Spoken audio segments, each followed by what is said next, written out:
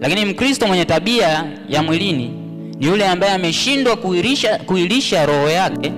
Kwa hiyo amejikuta mwili wake una nguvu kuliko roho yake. Ndani ya mwanadamu kuna vita inapigana baina ya roho na mwili, na mwenye maamuzi ya kipi kishinde ni wewe mwenyewe. Utaamua kipi ukipe nguvu ya kushinda.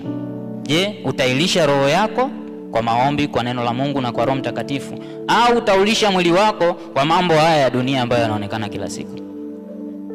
Kwa hiyo maamuzi yako kwa mtu mwenyewe. Lakini sasa Mkristo mwenye tabia ya mwilini, vita hii ameisha shindwa. Kwa hiyo mwili wake umechukua nafasi. Kwa hiyo roho haina nguvu tena.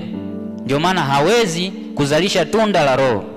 Ni Mkristo ambaye kwake kusamehe ni kazi, kwake kupenda hawezi. Bwana Yesu asifiwe sana. Umewahi kusikia Mkristo anasema mimi yule siwezi kumsamehe kwa jambo alilonifanyia? Unaambia msamehe tu, lakini anasema hivi, unajua alilonifanyia? Kwa sababu hawezi kuzaa matunda ya rohoni. Bwana Yesu asifiwe. Kwa sababu yeye sio Mkristo wa rohoni, bado ana tabia ya mwilini. Biblia inasema umpende adui yako. Ni amri ngumu kidogo, lakini inawezekana kwa Mkristo wa rohoni.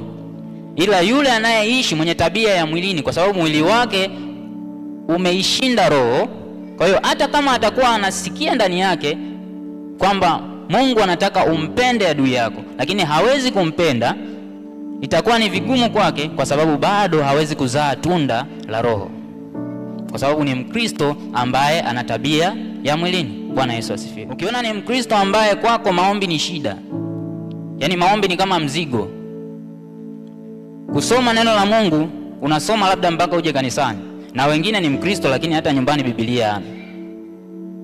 Ndio nafahamu tuna smartphone, mwingine anayo lakini ipo tangu wa download hajawahi kuisoma.